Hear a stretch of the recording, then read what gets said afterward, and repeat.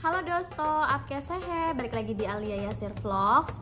Dan kali ini Alia mau sharing gambaran berapa sih kira-kira budget atau biaya yang dibutuhkan untuk kita menikah dengan WNA Pakistan di Indonesia. Jadi kalau misalnya Dosto pengen tahu gambarannya kayak gimana, nah Dosto bisa nonton vlogs yang satu ini. Jadi Dosto, sebenarnya kalau kita ngomongin tentang biaya pernikahan, ini itu relatif ya.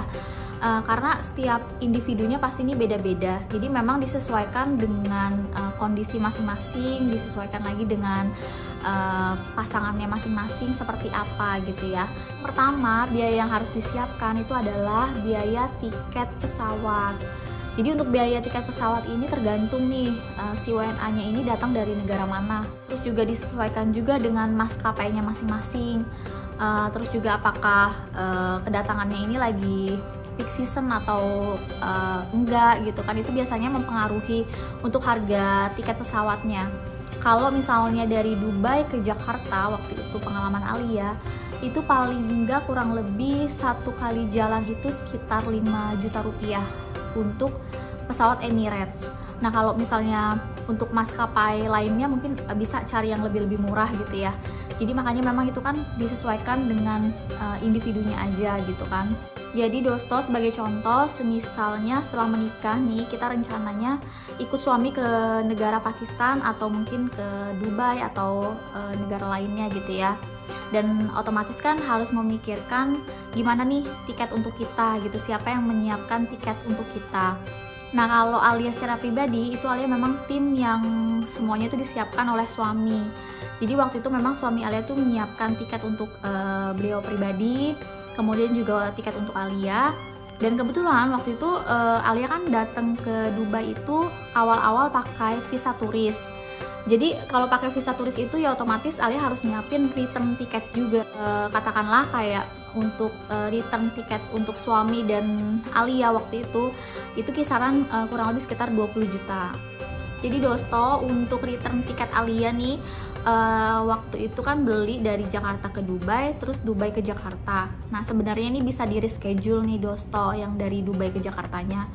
Cuma waktu itu lupa suami Alia, dan Alia juga lupa ingetin gitu ya. Sampai akhirnya kayak udah berlarut-larut, kayaknya juga udah expire gitu ya. Jadi udah angus kelihatannya.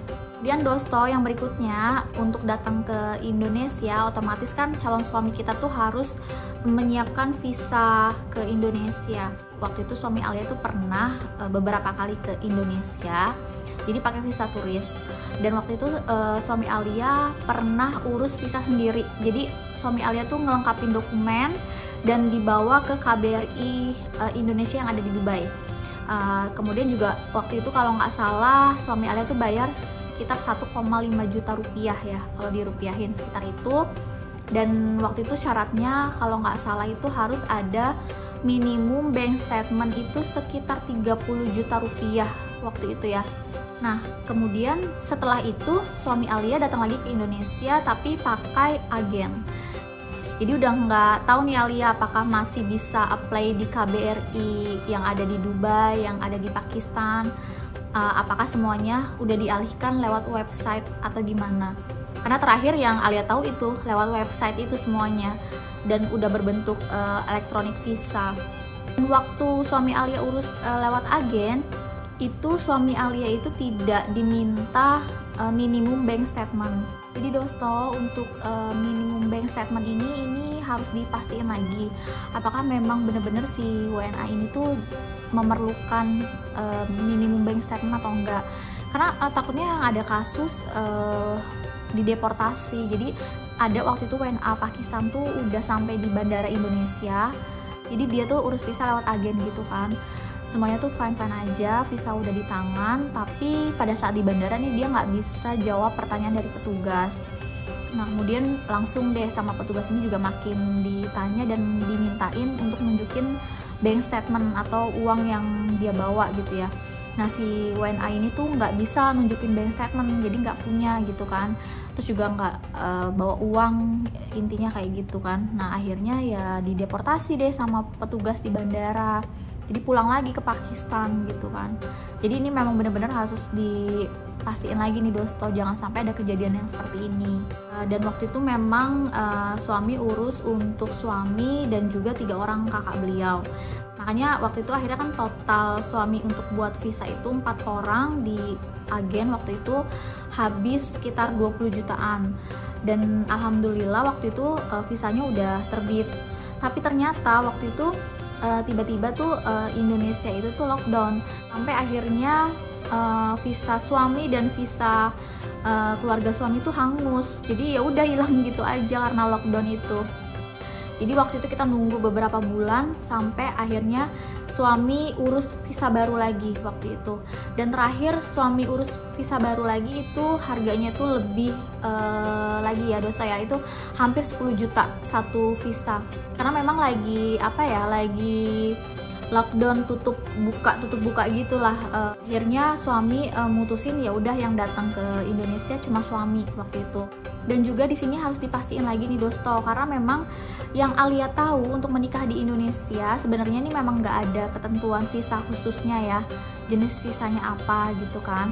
Tapi memang Alia banyak dengar memang disarankan untuk menikah di Indonesia itu menggunakan visanya itu adalah sosial budaya. Jadi kita nih yang jadi sponsor dan penjamin si WNA tersebut.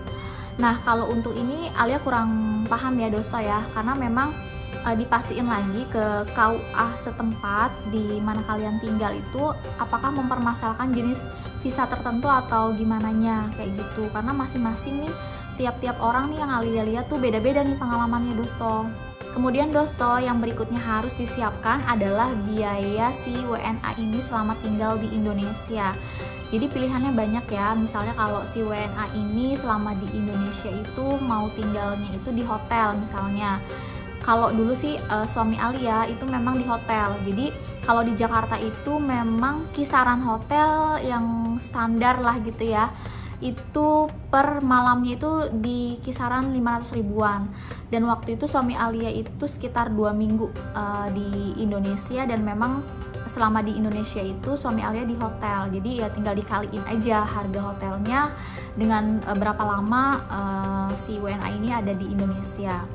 Kemudian selain itu memang bisa ya kalau misalnya si WNA ini mau tinggal di rumah kita misalnya kayak gitu.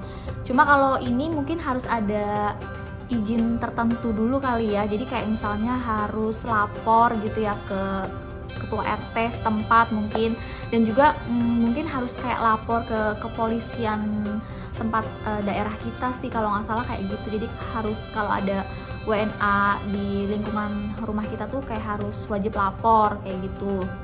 Cuma waktu Alia sih nggak ada lapor-lapor ke kantor polisi setempat, karena memang suami Alia itu kan waktu itu memang selama di Indonesia itu tinggalnya di hotel.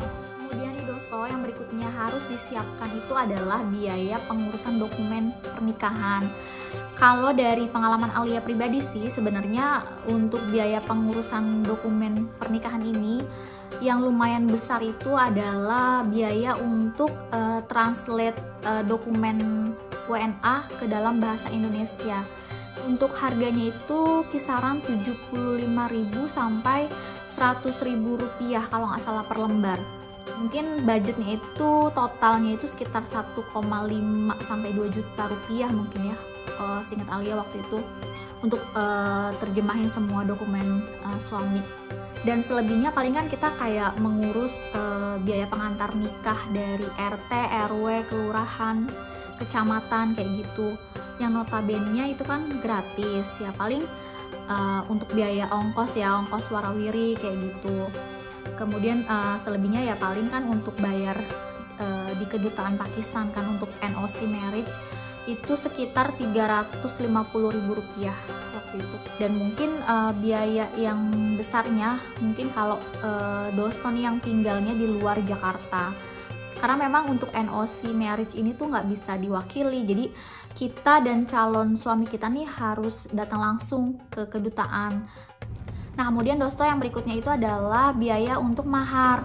Karena mahar ini kan prinsipnya tuh wajib ya di dalam pernikahan kita, di dalam agama Islam. Jadi biasanya ini untuk maharnya itu ya disesuaikan juga dengan kondisinya masing-masing, dengan kesepakatannya masing-masing dengan calon pasangan kita. Kemudian Dosto yang berikutnya adalah biaya resepsi atau walimah ya di Indonesia. Dan kalau untuk biaya resepsi ini sebenarnya ini pure banget, itu tergantung individunya masing-masing nih Dosto. Jadi maunya kayak gimana, kondisinya seperti apa, nah ini disesuaikan lagi. Jadi kalau dulu nih Alia, memang Alia sama suami ini ada rencana waktu itu, memang kita tuh nggak mau terlalu ngundang yang banyak banget. Jadi waktu itu memang rencana kita adalah keluarga dan teman-teman aja. Itu Alia rencana tuh mau adakan di salah satu hotel. Jadi kalau di hotel itu kita tuh udah terima beres gitu Dosto. Jadi biasanya kita tuh bayarnya itu per pax. Nah, jadi tinggal dihitung aja, misalnya kita mau undang 150 tamu undangan gitu ya. Nanti itu biasanya masing-masing hotel itu mereka tuh punya penawaran. Jadi ada yang per pax-nya itu 100.000, mulai start 100.000 itu ada. Kemudian 150.000, 200.000. Nah, itu biasanya dia disesuaikan lagi dengan hotelnya seperti apa, dengan menu makanannya seperti apa, kayak gitu. Tapi ternyata waktu itu COVID, kemudian juga ada drama lagi tentang visa, yang visa suami Alia dan visa keluarga beliau expire karena adanya lockdown itu. Terus suami Alia harus ulang buat visa lagi. Dan kemudian waktu itu lagi rame-ramenya tuh lockdown, karena sewaktu-waktu tuh Dubai lockdown, terus sewaktu-waktu Indonesia lockdown kayak gitu. Jadi akhirnya waktu itu kita mutusin ya udah cuma kayak semacam pengajian sederhana aja sih waktu itu keluarga gitu kan. Jadi memang Alia nggak ngundang teman-teman gitu tuh, enggak gitu kan. Karena setelah itu memang ya kita langsung ke Dubai. Dan ternyata memang benar, setelah kita sampai di Dubai nggak berapa lamanya Dubai lockdown. Dan kemudian juga kalau misalnya untuk biaya-biaya yang dikeluarkan selama proses pernikahan, kalau Alia pribadi sih, kalau Alia tim yang suami yang menyiapkan itu semua. Jadi memang bener-bener pure suami. Memang untuk menikah dengan warga negara asing, pernikahan dua negara itu memang nggak sedikit biaya yang harus dipersiapkan kayak gitu.